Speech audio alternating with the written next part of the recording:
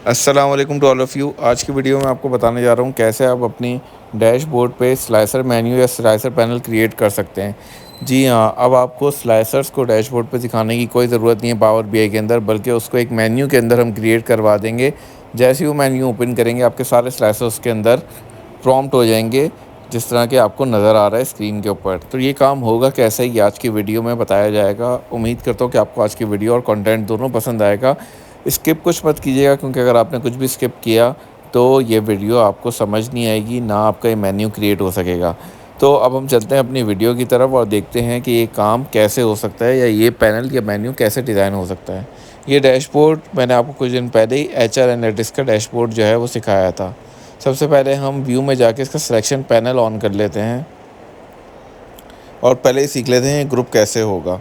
तो सबसे पहले जो मेरी फॉर्मेटिंग वाली हैं, यानी जो लाइंस हैं, टेक्स्ट बॉक्स है और लोगो है, उसको मैंने राइट क्लिक करके जो है ग्रुप कर लिया और उसका नाम दे दिया हमने फॉर्मेटिंग। उसके बाद जो हमारे विजुअल्स जो हमने ऑलरेडी क्रिएट कराए हुए हैं, जैसे कि मैंने आपको बोला है एचआर एनालिटिक्स डैशबोर्ड की वीडियो चैनल में मौजूद है, आप वहाँ जाके देख भी सकते हैं।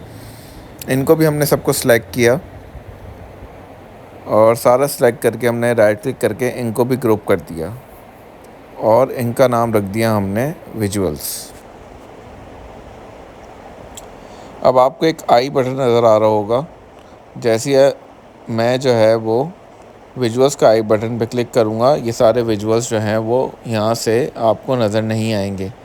इसी तरीके से जैसे ही मैं फॉर्मेटिंग आई पे कनेक्ट करूँगा, यानी वो डिस्कनेक्ट होगा, तो आपके सारे जो फॉर्मेटिंग है वो आपकी गायब हो जाएगी। तो ये ग्रुपिंग का तरीका है जो कि आपको आगे जाके समझ आएगा मैंने क्यों बताया है, जब हम अपना स्लाइसर्स मेन्यू क्रिएट कराएंगे। अब हम चलते हैं, हम इंसर्ट में जाके एक शेप क्रिएट कराएंगे इस तरीके से। आपकी मर्ज़ी है, आप राइट साइड पे भी क्रिएट कर सकते हैं, लेफ़्ट साइड पे भी और फुल स्क्रीन पे भी। तो इस तरीके से मैंने एक शेप डिज़ाइन किया है जो कि मेरे स्लाइसर मेन्यू के लिए है, स्लाइसर पैनल के लिए है। इसका कलर जो है वो मैं चेंज कर लेता हूँ, अपनी थीम से मिलता जुलता कलर ले लेता हूँ। तो अब आपका ये एक शेप क्रिएट हो चुका है। इसमें मज़ीद अगर आप कुछ चाहते हैं फॉर्मेटिंग तो कर लें, वरना नीड नहीं है। अब हमारे पास जो हमारे बिल्ट इन विजुअल्स हैं उसमें से मैं स्लाइसर उठाऊँगा और स्लाइसर क्रिएट करूँगा मैं अपने डेटा में से जेंडर का। इस पर क्लिक करेंगे तो देखिए मेल एंड फीमेल आ गया है। इस स्लाइसर्स को हम कैसे क्रिएट करा सकते हैं, ये मैंने मल्टीपल वीडियोस में पावर बीआई की बताया हुआ है, लेकिन आप यहाँ पे भी देख लें, क्योंकि हमने स्लाइसर पैनल क्रिएट करना है। स्लाइसर सेटिंग्स में आके इसको मैं जो है वो टाइल कर दूँगा। इसकी स्लाइसर जो हेडिंग है वो भी मैं ऑफ़ कर दूँगा और इसको मज़ीद जो है वो मैं इस तरीके से वन लाइनर पे मेल फीमेल दिखा दूँगा। उसके बाद मैं जाऊँगा साइज़ एंड स्टाइल में और वहाँ जाके मैं इसका बैकग्राउंड ऑफ़ कर दूँगा और विजुअल बॉर्डर जो है वो क्रिएट करा दूँगा। अब मैं वैल्यूज़ में आऊँगा और वैल्यूज़ का जो बैकग्राउंड कलर है वो मैं अपनी थीम से मैच करता हुआ टिल ग्रीन ले लूँगा और टेक्स्ट जो है वो इसका वाइट ही रहेगा, अभी ग्रे है। बॉर्डर और टेक्स्ट को जो है मैं वाइट कर दूँगा। ठीक है, इसके अलावा मैं इसका फ़ॉन्ट भी चेंज कर सकता हूँ, जैसे कि मैंने आपको करके दिखा दिया है। तो अब ये मेल या फीमेल आ गया है। इसको हम ड्रैग करके कॉर्नर तक ले जाएंगे, अपने लेफ़्ट कॉर्नर तक, और इसको सॉर्ट कर देंगे हम, ताकि मेल पहले आ जाए फीमेल बाद में आ जाए।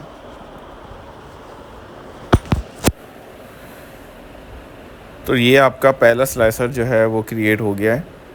इसी को मैंने कॉपी करा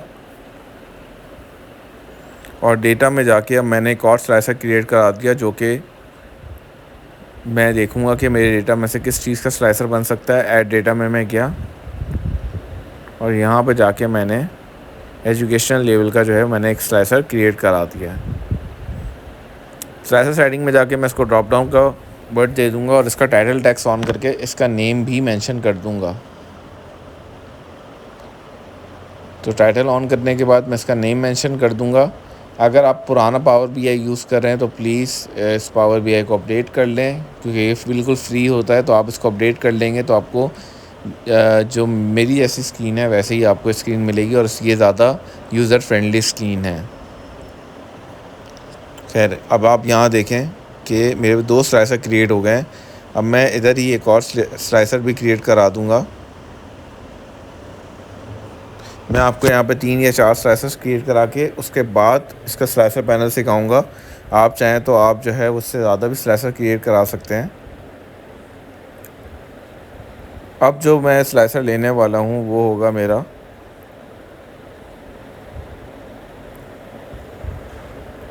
देख लेते हैं। मेरे आपको ये खुद अंदाज़ा होना चाहिए कि आपने स्लाइसर्स वो लेने हैं जो कि आपके विजुअल्स में यूज़ ना हो। अब मैंने यहाँ पे ले लिया लेट्स से एम्प्लॉयमेंट टाइप और उसको भी मैंने चेंज कर दिया और आपको नज़र आ जाएगा एम्प्लॉयमेंट टाइप लिखा हुआ। Last but not the least जो मैं लास्ट स्लाइसर लूँगा वो परफॉर्मेंस रेटिंग का लूँगा। अगेन स्लाइसर्स कुछ भी हो सकते हैं, वो आपके डेटा के अकॉर्डिंग लिए हैं। इसकी डेटा फाइल मैं आपके साथ शेयर कर लूँगा ताकि आपको हेल्प आउट हो कि मैंने क्यों ये स्लाइसर्स लिए हैं। आपका डेटा सेल्स का भी हो सकता है, एचआर का भी हो सकता है, फाइनेंस का भी हो सकता है, इंश्योरेंस से रिलेटेड भी हो सकता है। तो आपने according to your data type आपने स्लाइसर्स लेने हैं, लेकिन कोशिश ये है कि स्लाइसर्स वो होने चाहिए जो कि आपके डैशबोर्ड में यूज़ ना हुए हों। अब देखें, मैंने टाइल के अंदर परफॉर्मेंस रेटिंग को ले लिया है जो कि 1 to 5 है। अब मैं इसी 4 स्लाइसर्स पे काम करते हुए जो है वो आपको स्लाइसर पैनल सिखाऊंगा।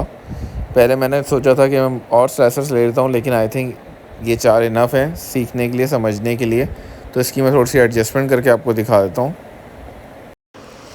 अब मैंने सिर्फ 4 स्लाइसर लिए हैं, तो मैं इसके अकॉर्डिंगली ही इसकी विड्थ को जो है वो इंक्रीज़ कर रहा हूँ ताकि आप लोगों को जो है वो समझ भी आ जाए और जूम भी रहे।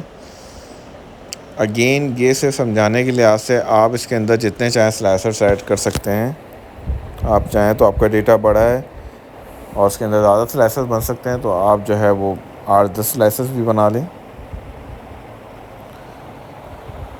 तो ये मैंने एडजस्टमेंट जो है वो अपने शेप के हिसाब से कर ली है। तो अब आपको नज़र आ रहा है कि ये देखें कि ये एडजस्टमेंट हो चुकी है। इसके अंदर मेरे 4 स्लाइसर, चारों स्लाइसर्स का काम हो चुका है और मैं चेंज कर रहा हूँ। तो नीचे के जो 3 विजुअल्स हैं उसमें आपको डेटा चेंज होते हुए नज़र आ रहा है। पीछे के विजुअल्स पे भी चेंज हो रहा होगा, कार्ड पे भी चेंज हो रहा होगा, लेकिन आपको दिखाने के लिए कि देखें डेटा चेंज हो रहा है इन स्लाइसर से। अब हम आएंगे इंसर्ट में और एक शेप क्रिएट कराएंगे और वो शेप होगा हमारा क्लोज़ का, यानी क्रॉस जो है इससे मेरे स्लाइसर मेन्यू या स्लाइसर पैनल क्लोज़ हो जाए। इस वजह से मैंने ये शेप जो है वो यहाँ पे इंसर्ट करवा दिया है। 2 शेप और इंसर्ट कराऊंगा, एक अप्लाई का और एक जो है वो क्लियर का। उसका भी मैं आपको बता दूंगा मकसद क्यों बता रहा हूँ, वो अभी आपको समझ आ जाएगा विद इन 2 और 3 मिनट्स। तो ये देखें, ये क्लियर का स्लाइसर एक शेप क्रिएट हो गया है, एक इमेज क्रिएट हो गई, एक अप्लाई नाउ की और एक क्लोज की। अब हम इसका एक्शन क्रिएट कर लेते हैं। अप्लाई के अंदर हम जैसी एक्शन ऑन करेंगे, इधर है अप्लाई ऑल स्लाइसर्स का ऑप्शन और क्लियर का भी ऑप्शन एक्शन के अंदर मौजूद है, क्लियर और स्लाइसर्स का ऑप्शन मौजूद है। इस ऑप्शन के बाद जो है अब सिंगल क्लिक पे आपकी चीज़ें चेंज नहीं होंगी। अब आपको कंट्रोल के साथ इस पर प्रेस करना पड़ेगा, तब जाके ये क्लियर होगा या अप्लाई होगा स्लाइसर। उम्मीद करता हूँ कि अभी तक आपको चीज़ समझ आ रही होगी। जैसे कि देखिए, मैं आपको करके भी दिखा देता हूँ। अब सारे जितने भी मैंने यहाँ पे अपने स्लाइसर्स और बटन्स बनाए थे विद शेप, मैंने इसको सिलेक्ट किया और राइट क्लिक करके ग्रुप कर दिया और इसका नाम रख दिया स्लाइसर पैनल। इसको मैं खोलूँगा तो देखें ये सारे स्लाइसर्स और इमेजेस इसके अंदर ग्रुप हुई हुई हैं। अब इनके मैं नाम भी रख देता हूँ, इमेज के भी। जो अप्लाई है उसका नाम अप्लाई रख दिया, जो क्लियर की इमेज का नाम क्लियर रख दिया और क्रॉस जो है उसको मैंने क्लोज का नाम मार्क कर दिया है। अब हम दोबारा इंसर्ट में जाएंगे और एक इमेज क्रिएट करेंगे जो कि मैंने लोगो बनाया हुआ है, फ़िल्टर मेन्यू या स्लाइसर मेन्यू आप लिख सकते हैं। मैंने फ़िल्टर मेन्यू के नाम से एक लोगो क्रिएट किया हुआ है और इसको जो है मैं एडजस्ट कर दूंगा हमारे ऊपर जो पोर्शन हमारा ब्लैंक है उसके हिसाब से। तो अब तक तो ये सारा काम हमने कर लिया है। अब आ जाते हैं हमारे मेन काम की तरफ। यहाँ से हमने व्यू में जाके अपना पहले सिंक स्लाइसर ऑन करना है। और सारे स्लाइसर्स को जो है वो शीट के साथ लिंक कर लेना है। पेज 1 है ये, इस पेज 1 के साथ हमने सारे चारों स्लाइसर्स को लिंक कर लिया। उसके बाद हमारा नेक्स्ट स्टेप जो है वो व्यू के अंदर ही बुकमार्क होगा। बुकमार्क ऑन किया हमने, ये पहले से एक बुकमार्क है, इसको मैं डिलीट कर देता हूँ। ऐड करूँगा न्यू बुकमार्क। एक बुकमार्क का नाम मैं लिखूँगा शो स्लाइसर और एक का नाम लिखूँगा हाइड स्लाइसर्स। अब आप देखें, ये दोनों नाम लिखने के बाद अब इस पर एक्शन परफॉर्म करने का टाइम है। तो हम क्या करेंगे, जैसे ही स्लाइसर पैनल को जो हमारा ग्रुप हुआ हुआ है हम उस पर क्लिक करेंगे और अपडेट करेंगे तो ये क्या होगा, शो हाइड स्लाइसर हो जाएगा। और जैसे ही शो करके अपडेट करेंगे तो शो स्लाइसर हो जाएगा। इसको चेक भी कर लेते हैं हम। हाइड पे क्लिक कर रहे हैं तो देखें हाइड हो रहा है, शो पे क्लिक कर रहे हैं तो शो हो रहा है। अब इस बुकमार्क को हमने अपने पैनल के साथ एडजस्ट करना है। तो हम कैसे करेंगे, सबसे पहले हम जो है वो क्लोज़ कर देते हैं। तो जो हमारा क्रॉस मार्क है उस पर हम क्लिक करेंगे, डबल क्लिक करेंगे, एक्शन को ऑन करेंगे, बुक मार्क में सेलेक्ट करेंगे टाइप और उधर आ जाएगा हमारा हाइड स्लाइसर। और जो हमारा फ़िल्टर मेन्यू है इसको भी हम जो है, जो ये वाला लोगो है इसको हम डबल क्लिक करेंगे, इसका भी एक्शन ऑन करेंगे, टाइप में बुक मार्क में आएंगे और यहाँ पे जो है हम शो स्लाइसर्स पे आ जाएंगे। अब इसको देखते हैं ये परफॉर्म हो रहा है या नहीं हो रहा। जी हाँ, ये क्लोज़ कर रहे हैं तो ये क्लोज़ हो रहा है और फ़िल्टर मेन्यू पर क्लिक कर रहे हैं तो ये स्लाइसर शो हो रहा है। लेकिन इधर एक मसला है, जैसे ही मैं कोई भी स्लाइसर क्लिक करके अप्लाई करूँगा और फिर हाइड करूँगा यानी क्लोज़ करूँगा मेन्यू को, तो ये दोबारा से अपनी ओरिजिनल पोजीशन पे चला जाएगा।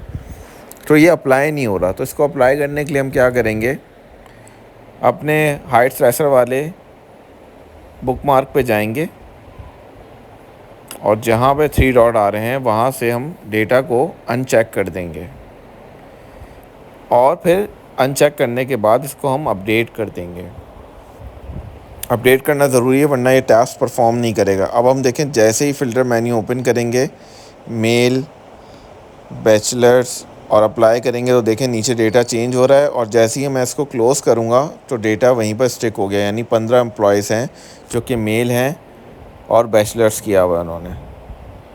तो ये ज़रूर अनचेक कर दीजिएगा डेटा, वरना ये आपका स्लाइसर मेन्यू पे जैसे ही आप क्लोज़ करेंगे वो काम नहीं करेगा। उम्मीद करता हूँ कि आपको ये वीडियो पसंद आई होगी। अगर आपको ये वीडियो पसंद आई है तो प्लीज़ मेरे चैनल को सब्सक्राइब करें, वीडियो को लाइक करें और इस वीडियो को ज़्यादा शेयर करें ताकि और लोग भी इससे फ़ायदा उठा सकें। Faizan is finally signing off. Till then, अल्लाह हाफ़िज़।